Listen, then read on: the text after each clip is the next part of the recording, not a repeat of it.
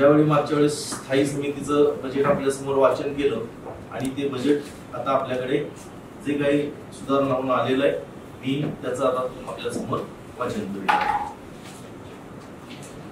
जळगाव शहर महानगरपालिका आयुक्त तथा प्रशासक मी ज्ञानेश्वर दत्तात्रय ढेरे आज आपल्या समोर या अंदाजपत्रकाचं वाचन करीत आहे।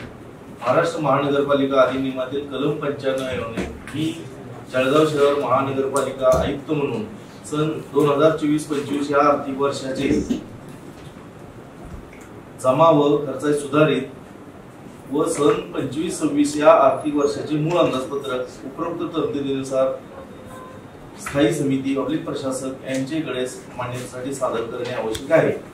याप्रमाणे सद्यस्थितीत 17/9/23 रोजी सन्माननीय सदस्यांचा कालावधी संपुष्टात येऊन कामकाज शासनाकडील आदेश क्रमांक 9/14-15/9/2023 अन्वये प्रशासन पाहत आहे। या अनुषंगाने अधिनियमातील तरतुदीनुसार स्थायी समितीकडे म्हणजेच प्रशासक यांच्याकडे अंदाजपत्रक सादर होऊन त्यास माननीय स्थायी समिती पब्लिक प्रशासक ठराव क्रमांक 230/13/2025 अन्वये मान्यता प्रदान करण्यात आलेली आहे। मान्यतेअंती माननीय महासभा म्हणजे प्रशासकाकडे सन 2024-25 या आर्थिक वर्षाची जमा व खर्चाचे सुधारित व सन 2025-26 या आर्थिक वर्षाची मूळ अंदाजपत्रक सादर करण्यात येत आहे। जळगाव शहर महाराष्ट्र राज्यातील अत्यंत झपाट्याने वाढणारे शहर असून लोकसंख्या वाढीचा वेग व नागरीकरण विचारात घेता शहरातील नागरिक सुविधांवर दिवसेंदिवस ताण वाढत आहे। या दृष्टिकोनातून महानगरपालिकेचे अंदाजपत्रक एक महत्त्वाचा घटक असून त्या माध्यमातून नागरिकांच्या सोयी सुविधांची अपेक्षा पूर्ण करण्याचा महानगरपालिकेचा प्रयत्न असणार आहे।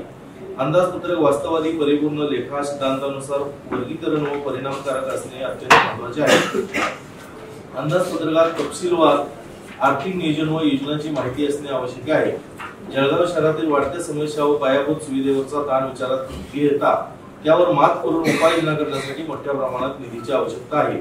जळगाव महानगरपालिकेचे महसुली उत्पन्न खर्च व दायित्व पाहता अर्थसंकल्पीय अंदाज तयार करताना किमान आवश्यक नागरी सुविधा उपलब्ध करून देणे हे मोठे आव्हान आहे। महानगरपालिकेच्या महसुली उत्पन्नाच्या वसुलीवर भर देऊन ते पूर्ण करावे लागणार असून प्रशासन त्यासाठी सातत्याने प्रयत्नशील आहे। सन 2024-25 या आर्थिक वर्षाचा सुधारित अर्थसंकल्प तयार करताना उत्पन्नाच्या अतिशय सूक्ष्म बाबींचा विचार करून प्रत्यक्ष प्राप्त होणाऱ्या उत्पन्नाचा विचार करून जमा रकमेत कोणतीही अवाजवी वाढ न करता तसेच विभागांचा कामनिहाय आढावा प्रलंबित दायित्व व नव्याने प्राप्त प्रस्ताव मंजुरी व त्यावर होणारा खर्च याचा सविस्तर विचार करून उत्पन्न व खर्चाचा अंदाज करण्यात आलेला आहे।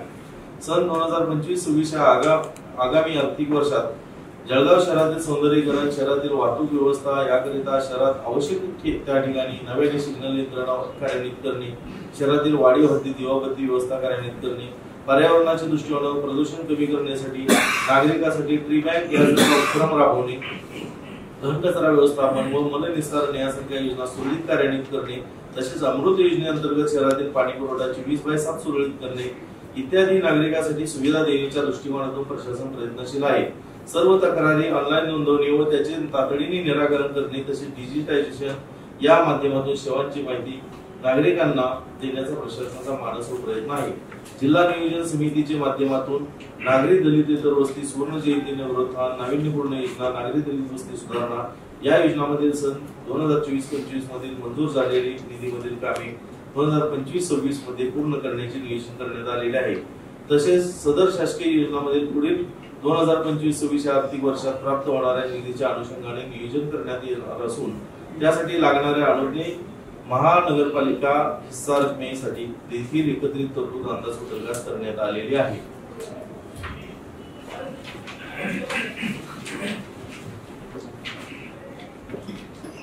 महाराष्ट्र महानगरपालिका अधिनियमातील 95 अन्वये स्थायी समितीकडे म्हणजे प्रशासन यांच्याकडे सन 2024-25 आर्थिक वर्षाची रक्कम रुपये 802.63 कोटीचे सुधारित व सन 2025-26 आर्थिक वर्षाचे 1247 कोटीचे मूळ अंदाज सादर होऊन त्यास माननीय स्थायी समिती प्रशासक यांच्याकडे मान्यता प्रदान करण्यात आलेली आहे।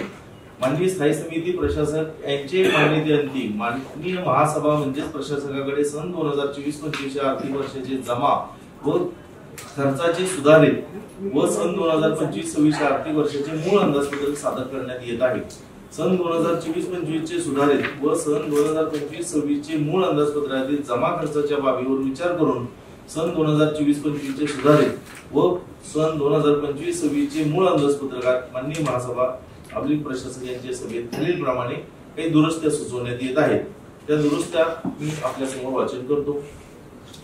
आपल्याकडे ई बस स्थानक, बस थांबे, चार्जिंग स्टेशन विकास निधी, शासन अंशदान, अर्थसहाय्य आपल्याकडे याचं 2024-25 या याच्यात आपल्याकडे 16 कोटी एवढं उत्पन्न म्हणजे आपल्याकडे शासनाकडून येणे आहे आणि काही रकमा येत आहे। त्याचबरोबर आपल्याला खर्च सुद्धा तो परिवहनवरती 16 कोटी रुपये खर्च होणं अपेक्षित आहे। सन 2025-26 च्या मूळ अंदाजपत्रकामध्ये जी महसुली जमा आहे त्यामध्ये परवाने वगैरे यांच्यापासून आपल्याकडे 1 कोटी येणं आपल्याला अपेक्षित आहे उत्पन्न वाढ, आणि आर्थिक गणनेसाठी सुद्धा शासनाकडून 50 लाख रुपये येणं अपेक्षित आहे। असे इथं सुद्धा आपल्याकडे 1.5 कोटी उत्पन्नात वाढ होऊ शकते। त्याचबरोबर महसुली खर्चामध्ये आपल्याकडे काही मानधन वगैरे आपल्याला द्यावं लागतं आणि अशा या मानधनामध्ये सुद्धा आपण साधारणतः 50 लाखाची वाढ करण्यात आलेली आहे। आणि वसुली विभागाकडून आपल्याला साधारणतः मालमत्ता संगणकीकरण, देखभाल, दुरुस्ती यासाठी खर्चामध्ये सुद्धा आपल्याला 25 लाख रुपये आपण वाढ करत आहे। यापूर्वी 1,75,00,000 धरलेले होते, आता ते आपण 2 कोटी केलेले आहे। खुला भूखंड सर्वेक्षण, मालमत्ता फेरस मूल्यांकन खर्च आपल्याकडे यावर्षी जी आपली कर आकारणीची पद्धत आहे ती आता आपण आपली रेंटल बेस कर पद्धत आहे त्याचं आपल्याला भांडवली मूल्यावर आधारित कर निर्धारण करायचं आहे आणि ते आपल्याकडे 2026-27 मध्ये ते लागू होणार आहे, परंतु त्याचं सर्वेक्षण आपल्याला या वर्षातच सुरू करणं गरजेचं आहे आणि त्याच्यामुळे इथं सुद्धा आपण वाढ केलेली आहे आणि ती 75 लाख एवढी वाढ धरलेली आहे। महसुली उत्पन्नातून अर्थसंकल्प परिवहन विभागाकडे काही आपल्याला आणखी मागचे 2 कोटी धरलेली तरतूद आता ती 2.5 कोटी करण्यात आलेली आहे आणि म्हणजे 50 लाख एवढी वाढ धरलेली आहे। आर्थिक गणना याच्यातून आपल्याला यात सुद्धा खर्च 50 लाख जसे येतात तसा तो खर्च होणार आहे। अंदाजपत्रकातून परिवहन विभागाकडे अंशदान निधी जो आहे तो आपण 50 लाख एवढी वाढ धरलेली आहे जमीमध्ये। आणि ई बस स्थानक, बस थांबे, चार्जिंग स्टेशन विकास निधी, शासन याच्यातून अंशदान, अर्थसहाय्य यातून आपल्याला 4 कोटी रुपये एवढी येणे अपेक्षित आहे। सध्या परिवहन स्वामित्व धन उत्पन्न यातून आपल्याला 10 कोटी रुपये येणे हे अपेक्षित आहे परिवहन विभागाकडून। असे एकूण 14 कोटी 50 लाख रुपये आपल्याकडे जमा होऊ शकते। त्याचबरोबर परिवहनासाठी होणारा खर्च सुद्धा ई बस, प्रशासकीय खर्च, प्रकल्प सल्लागार, ही परिवहन खर्च याच्यामध्ये आपल्याला टोटल जे आपण धरलेलं आहे 24-25 च्या सुधारित मध्ये ते 2.5 कोटी एवढं धरलेलं आहे आणि त्यामुळे मूळपेक्षा आता सध्या ते आपल्याकडे 50 लाखांनी वाढ खर्चात होते। ई बस स्थानक, बस थांबेच्या विकास खर्च, इतर खर्च हा सुद्धा आपल्याकडे 4 कोटी रुपयाची वाढ होते। संगणकीकरण व इतर अनुषंगिक खर्च 1 कोटी रुपये येणे अपेक्षित आहे आणि परिवहन समिती सदस्यांचे मानधन, बैठक वगैरे याच्यासाठी आपण 9 कोटी रुपये एवढा खर्च गृहीत धरलेला आहे। असा एकूण आपल्याला 14 कोटी 50 लाख रुपये ई बसवर खर्च होऊ